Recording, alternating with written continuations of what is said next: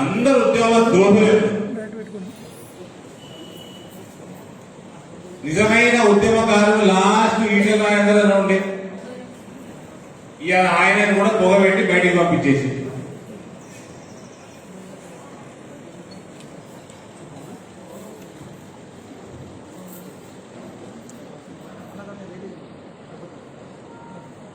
అయ్యా కొడుకులు నిజంగా వాళ్ళు ఉద్యమకారులు అనుకుంటే, వాళ్ళ పార్టీలో అందరు ఉద్యమకారులు ఉన్నారు అనుకుంటే, నిజంగా తెలంగాణ సమాజం కోసం అయ్యా కొడుకులు పనిచేస్తున్నారు అనుకుంటే,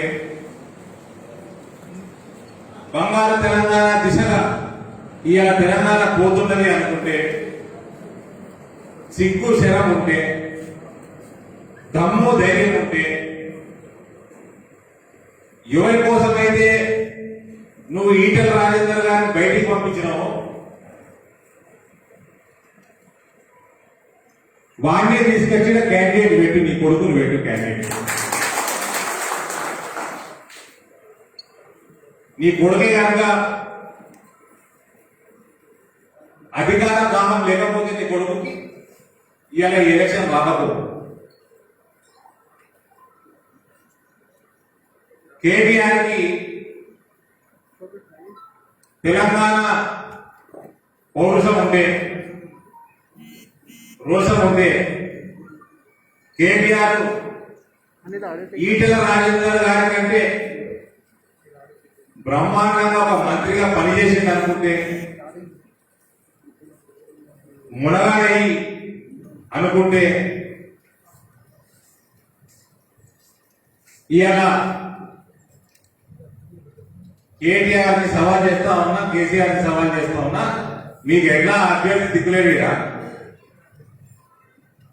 మీ అధికార దాహం కోసం హుజూరాబాద్ ప్రజల ఆత్మాభిమానాన్ని దెబ్బతీసింది మీరు.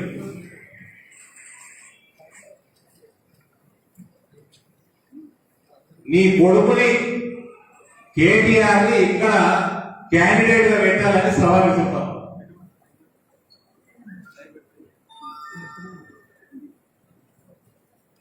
గతే కదా కొడుకు అధికార దాహం కోసమే వచ్చిన ఎన్నికై, వేరేదేమి నాకైతే రీజన్ కనబడతలేదు.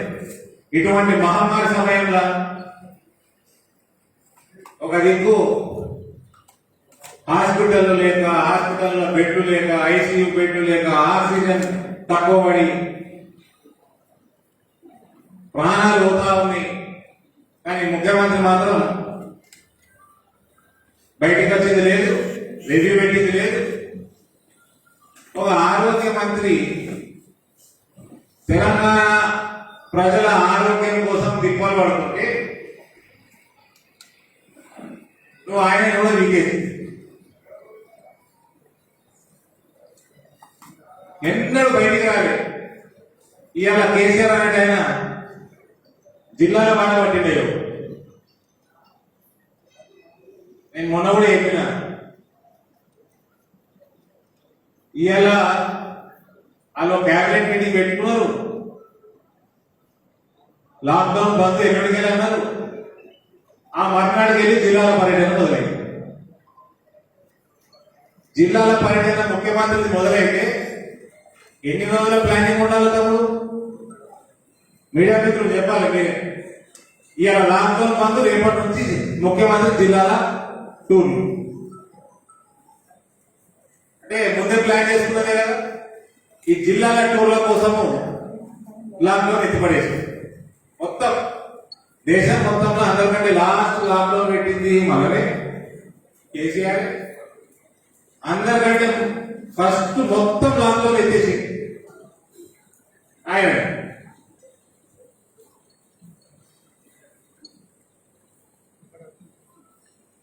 ఇవాళ నీ కొడుకే కనుక ఈటల రాజేందర్ కంటే ఎక్కువ సమర్థులు అయితే నువ్వు హుజూరాబాద్ లో ఆయన క్యాండిడేట్ గా పెట్టు. హుజూరాబాద్ ప్రజలు నిర్ణయిస్తారు దుఃఖ పని వాళ్ళు.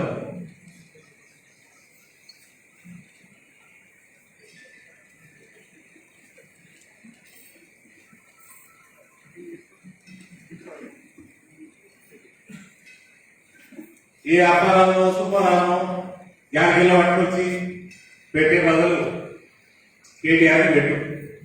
ఇక్కడ హుజూరాబాద్ ప్రజలు, నిరుద్యోగులు, యువత, మహిళలు, రైతులు, అన్ని వర్గాల ప్రజలు నిర్ణయిస్తారు. నీ బద్దల భాషగా లేదు.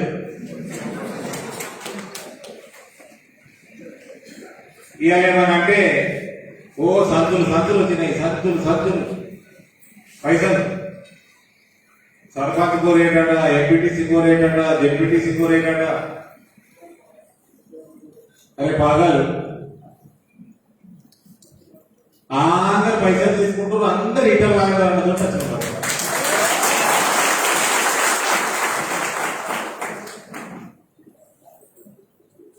పైసలు ఇటు అందుకుంటుంటూ వాళ్ళు వాళ్ళని పంపించేస్తారు, లీటర్ అన్నప్పుడు ఉంటుంది.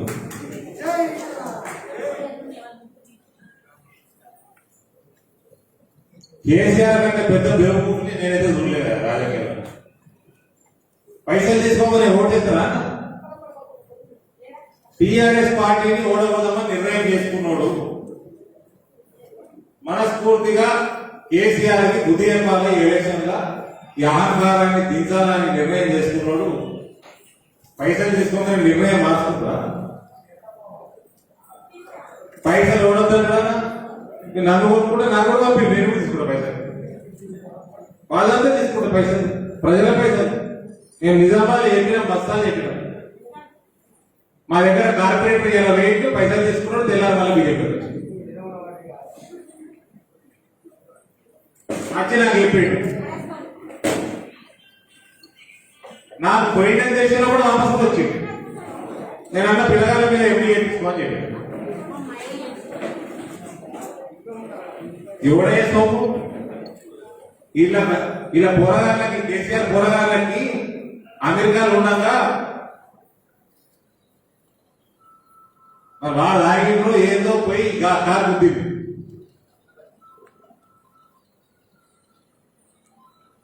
హాస్పిటల్ పడ్డారు. హాస్పిటల్ బిల్లు కట్టేది పైసలు లేకుండా మన కోనె ప్రకాశంగా తెలుస్తుంది బాగా కథలు. అట్లా అయ్యేలా లక్షల లక్షలు, కోట్లు కోట్లు, 300 కోట్లు అట హుజూరాబాద్ ఎన్నిక. ఇంకా రాతప్పుడు 300 కోట్ల రూపాయలు హుజూరాబాద్. అందరు లక్షపతి లేకపోతే ఇప్పుడు ఇంతో అందరూ రాజకీయం చేసిన లక్షాధికారి గారు వాళ్ళ దాంతో పైసలు తీసుకొని కమలం పువ్వుకి ఓటుకుంది.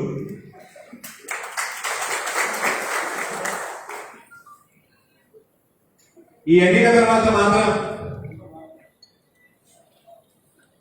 ఒక్కటి మాత్రం గొప్ప నాకున్న కొత్త గొప్ప అవగాహన చెప్తా ఉన్నా. టిఆర్ఎస్ ప్రభుత్వం పతనం దిశగా ఫాస్ట్గా దూసుకుపోతుంది. ఫాస్ట్గా కాదు, వైకుంఠ ధామం దిశగా పోతుంది ఈ ఎన్నిక రాదని.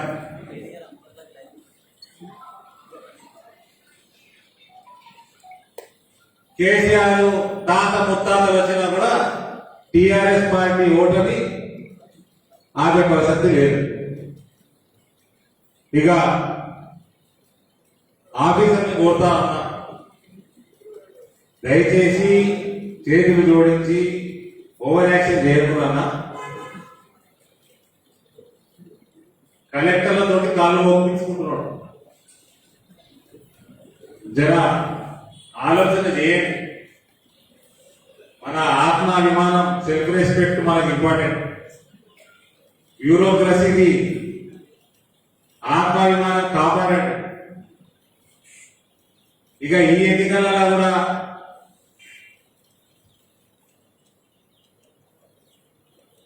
కర్మగారి టిఆర్ఎస్ పార్టీ గెలిస్తే ఆఫీసర్లు బానిసలు అయిపోతారు. ఇక బానిస బతికైపోతుంది ఐఏఎస్ ఆఫీసర్లు. ఐఏఎస్ ఆఫీసర్లు కానీ, పోలీస్ ఆఫీసర్లు కానీ, అందరు గవర్నమెంట్ ఆఫీసర్లు అందరికీ నేను రిక్వెస్ట్ చేస్తా ఉన్నా, మన డ్యూటీ సక్రమంగా చేసుకున్నాం. ఎవరికో మనం బానిస బతకాల్సిన అవసరం లేదు.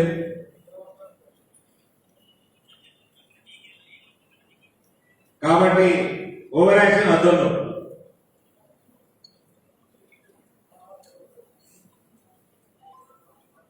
ఆఫీసర్లకు కూడా బయట ఎంత బానిసత్వం చేసుకున్నా కొందరు ఉంటారు కదా, అక్కడిక్కడ కాలం పెట్టారు. ఇంటికి పోయినాక ఏ రకంగా ఇంటోళ్ళకి ముఖం చూపిస్తారో వాళ్ళు ఇంటోళ్ళకి ముఖం చూపెట్టారు కదా. కాబట్టి ఆ సిచ్యువేషన్ ఆ సందర్భం రాకుండా చూసుకోండి. బ్యూరోక్రసీ యొక్క డిగ్నిటీని కాపాడాడు.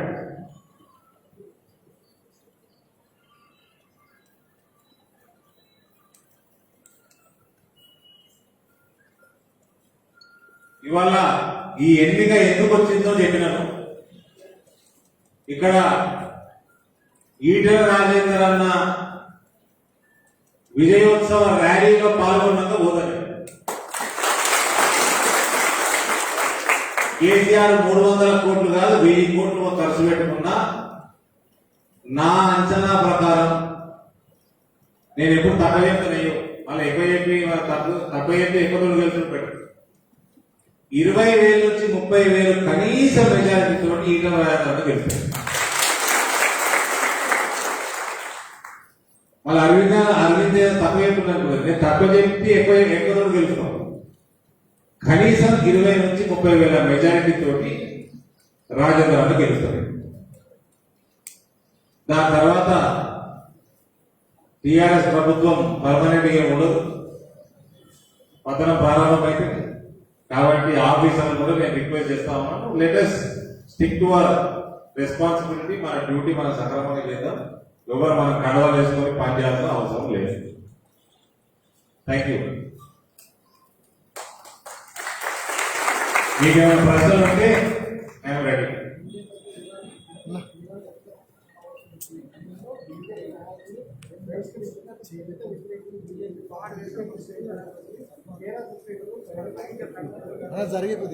సిగ్గుంటే తెరాస శ్రేణులకి అలా ముఖ్యమంత్రి ఎస్సీ కావాలి కదా. హుజూరాబాద్ ఎఫెక్ట్ ఇది. జిల్లాల పర్యటనలు, ఇవాళ ఎస్సీ సోదరుల మీద ప్రేమ, ఇదంతా కూడా హుజూరాబాద్ వైరస్. దాని రిజల్ట్ ఇది. దొంగ బూటకపు మీటింగ్ ఇవన్నీ. నన్ను మీడియా మిత్రులందరూ టీఆర్ఎస్ శ్రేణులు ఎవరైతే అంటున్నారో వాళ్ళనే రిక్వెస్ట్ చేస్తున్నా, నన్ను తీసుకుపోయి ఇంటే ఉంటా, నేను ఒక్కడే వస్తా. ఎందరికి 3 ఎకరాల పొలం ఇచ్చిండు, ఎందరికి డబల్ బెడ్రూమ్ ఎస్సీలకు ఇచ్చిండు, ఏ ఎస్సీలకి ఏ పదవులు ఇచ్చిండు. ఎస్సీలని కేసీఆర్ అవమానించినంత చరిత్రలో ఎవరు అవమానించలేదు. కడియం శ్రీ గారి రావచ్చు, రాజయ్య రావచ్చు, ఈ దొర అహంకారం అడ్డు అదుపు లేకుండా అయిపోయింది. కాబట్టి ఈ దొంగ మీటింగులు, ఎలక్షన్ల కోసం డ్రామా మీటింగులకి పోవాల్సిన అవసరం లేదు.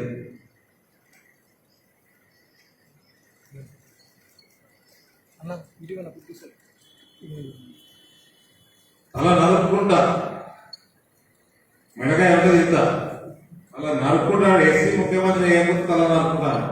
ఏమైతే మరి అదే తలకాయ మీటింగ్ పడుతుంది.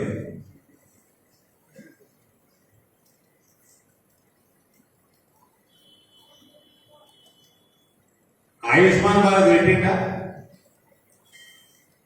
ఎందరు చంపి?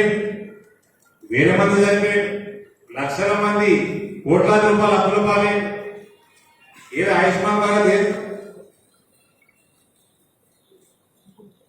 ఇప్పుడు రాంగ నేను హైదరాబాద్కి వెళ్ళి రాంగ అదేంటి మన రైతు సమితిగా బిల్డింగ్ రైతు వేదిక అలా 6 లక్షల రూపాయలు మాయండి ఇగిలించుకుంటా పాదలాడుకుంటా ఫోటో పెట్టుకున్నాం.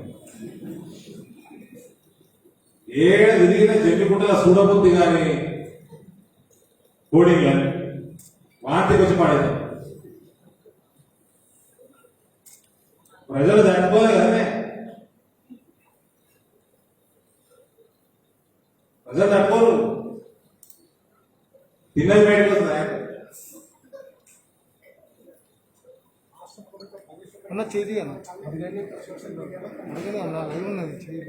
ఏ సంక్షేమ పథకం పెట్టి ప్రవేశపెట్టింది బ్రదర్? ఏ సంక్షేమ పథకం ప్రవేశపెట్టి విషయం చెప్పండి. ఎవరికి సంక్షేమం చెప్పండి చెప్పండి. మహమ్మారిలో హెల్త్ ఇన్సూరెన్స్ పెట్టిన దుర్మార్గులు కేసీఆర్ ఏం సంక్షేమం చేసి చెప్పండి.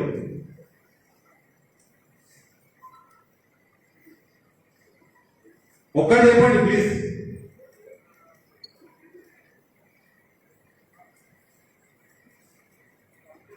రైతు బంధు అంటాడు.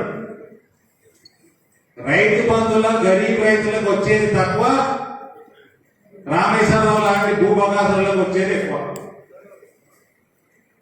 నాకు తెలిసిన వాళ్ళనే 1000 మంది పేరు ఎత్తుంది. వాళ్ళకి రైతు బంధు అలుగులే కాదాలి.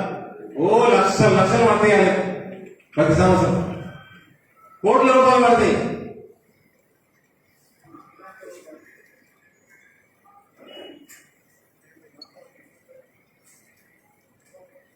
ఈయన ప్రామిసులు చేసిన ఒకటైనా డెలివరీ చేసిందా? ఒకటా రెండా? మన దగ్గర రైతాంగా ఉండవు హుజూరాబాద్. ఏమైనా యూరియాలు, ఫర్టిలైజర్లు, పొటాష్ ఏదో అన్నాడు. 26 లక్షల టన్నులు ఫ్రీ ఇస్తున్నా, అందుకే ఉంటిండు కేసీఆర్ అంటున్నాడు, అందుకే ఉంటిండు కావచ్చు అన్నాడు. ఏమై 3-4 ఏళ్ళు అయినా గరీబ్ మహిళలకు ఇల్లు ఏమైపోయాయి? ఇల్లు ఖాళీ చేయించిండు, ఉన్న ఇల్లు ఇవ్వగొట్టించిండు, మళ్ళా కట్టిస్తా అని 7.5 సంవత్సరాలు అయింది. ఇల్లు లేదు, ఉన్న ఇల్లు కూడా ఇది చాలా మంది.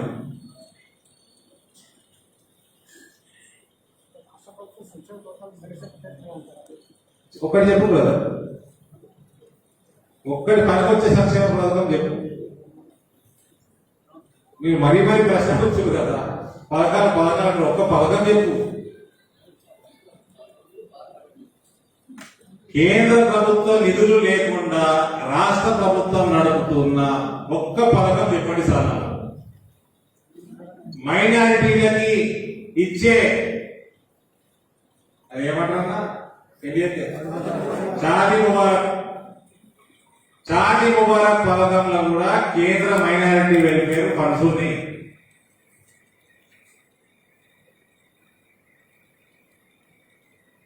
ఈ రైతు సమితి భవనాలలో 6 లక్షల రూపాయలు మాయింది. వైకుంఠ ధామాలు పైసలు మాయి రంగులాంటి ఇచ్చే రేషన్ల 99% కేంద్ర ప్రభుత్వ పైసలు. మీకు పడే రోడ్లన్నింటిలా ఇప్పుడు హుజూరాబాద్ రాజస్థాన్ మంచి డెవలప్ చేసుకున్నాడు. రోడ్డు మంచిగా నేను తిరిగినది మంచిగా, సిసి రోడ్లు అన్ల పైసలు కేంద్రాన్ని, జిఎస్ఐ గ్రామీణ సడక్ యోజన పైసలు కేంద్రాన్ని, కేసీఆర్ కిటుల పైసలు మాయి, మిషన్ భగీరథ అంటున్నాడు. జలశక్తి నుంచి మా దగ్గరికి వెళ్ళి 100 కోట్ల రూపాయలు తెచ్చుకున్నాడు. సిగ్గు లేకుండా మళ్ళా తెలంగాణ ప్రేమ లేదు, కాళేశ్వరానికి నేషనల్ ప్రాజెక్ట్ చేయలేదు అన్నాడు. కాళేశ్వరానికి దాని డీటెయిల్డ్ ప్రాజెక్ట్ రిపోర్టు తో పాటు ఇతర వివరాలని ఈ మధ్య 2016లో రాష్ట్ర ప్రభుత్వానికి రాస్తే ఇలాంటి వరకు దానికి రిప్లై లేదు. కేంద్రం నుంచి అలా ఫండ్స్ వస్తే అకౌంటింగ్ ఆడిటింగ్ మొత్తం కేంద్రం చేతులకు పోతుందని, ఈయన బండారం బయటపడుతుందని, ఈయన 1,00,000 కోట్ల రూపాయలు మిగిలిన బయటపడుతుందని ఇలా ఆ కాగితాలు కూడా ఇస్తలేడు. ఏం సంక్షేమం చేస్తున్నారు బ్రదర్ చెప్పండి. 4 లక్షల కోట్ల అప్పు చేసి మన నెత్తి మీద అప్పుల భారం పెట్టింది తప్ప ఇంకేం చేయలేదు. చెప్పండి ఎవరి సంక్షేమం చేసి?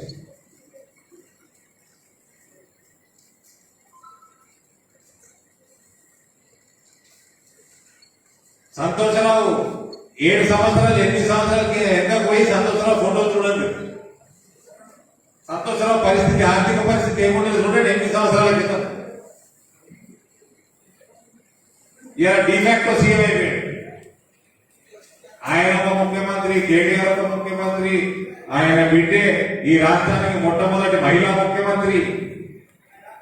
అలా ముసాయనేమో ఉన్న పది ఊసకూడదు, ఇలా పొరగాలు ఊసకూడదని ఆయన టెన్షన్ ఆయన గట్టిగా పట్టుకొని కూర్చోడం కూర్చుంది.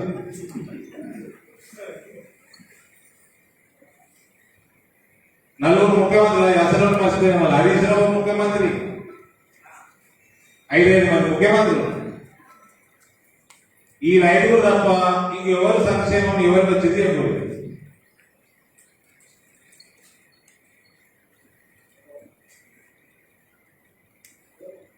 రైతులకి ఫ్రీ కరెంట్ ఇస్తా అంటున్నాడు. కేంద్రానికి అప్పులు చేసుకుంటా 4 లక్షల కోట్లు అప్పులు చేసి ఇక్కడ 4 లక్షల కోట్ల దాదాపు 1,00,000 కోట్లు విద్యుత్ అప్పు చేసింది.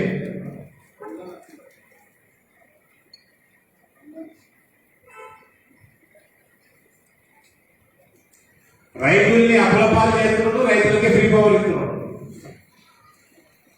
రైతు రుణమాఫీ ఏమైంది? వరి కొంటున్నాడా సమయానికి? మక్కలు కొంటున్నాడా?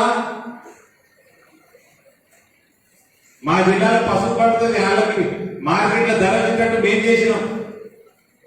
ధర ఒకవేళ ధర రాకుంటే లెటర్ రాయని ఆయన అంటే 3వ సంవత్సరం ఇది. నేను ఎంపీ అయినాక 2వ సంవత్సరం లెటర్ రాయాడు. కేంద్రం పైసలు ఇస్తుంది అని వ్యవసాయ శాఖ మంత్రి పార్లమెంట్ అయిపోయాడు. లెటర్ రాయని ప్రపోజల్ పెట్టాడు.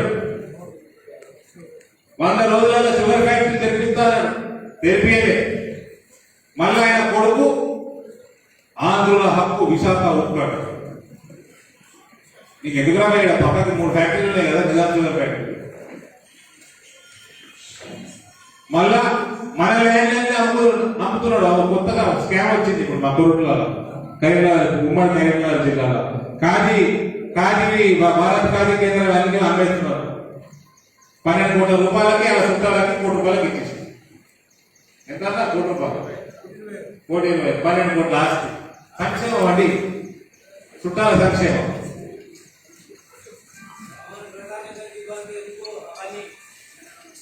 ఇది సంక్షేమం నడుస్తున్నది తెలంగాణలో. మరి కేటీఆర్ అడుగుతా ఉన్న ఆంధ్రుల హక్కు విశాఖ ఉక్కు అంటారు. మరి ఇక్కడ అన్ని అభ్యర్థులు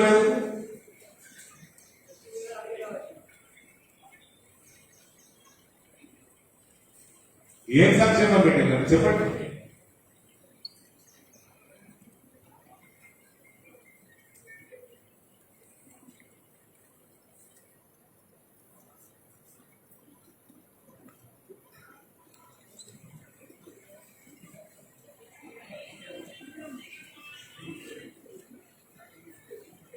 అయిపోయినా?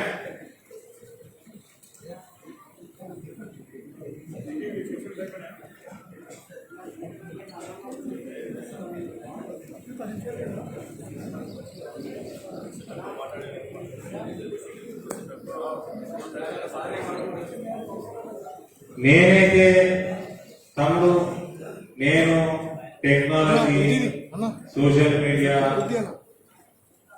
ఒక సైంటిఫిక్ పద్ధతిని నమ్ముకున్నాను. నేను 10 మందిని అడిగితే 8 నుంచి 9 మంది ఈగల రాజధానికి వెళ్తాను.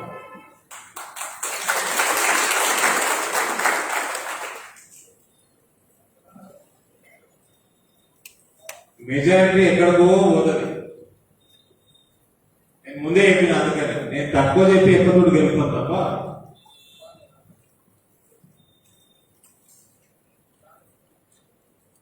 కనీసం 8 మంది 10 మంది ఈగల రాజధానికి వెళ్తారు.